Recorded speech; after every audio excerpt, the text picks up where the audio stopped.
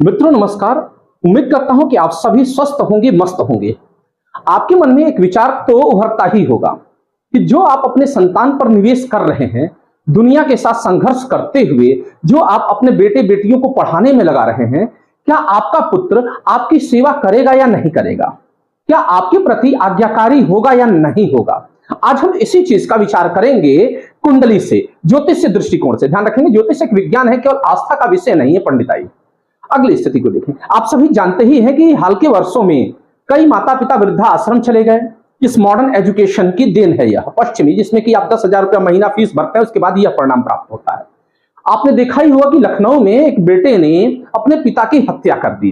तो कहीं आपके बेटे की कुंडली में या आपकी कुंडली में ऐसा योग तो नहीं है?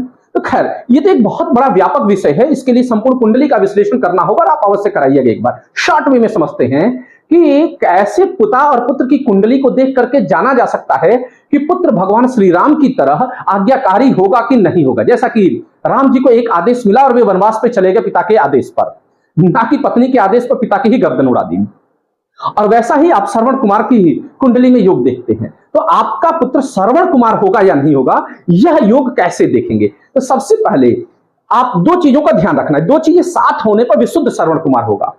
पहला चीज क्या है कि यदि पुत्र की कुंडली का जो लग्न राशि है, पिता की कुंडली के द्वितीय भाव में, तृतीय भाव में, नवम भाव में और या फिर एकादश भाव में विराजमान हो, तो ऐसा पुत्र अपने पिता का आज्ञाकारी होता है। आज 21वीं सदी में वह श्रवण कुमार है।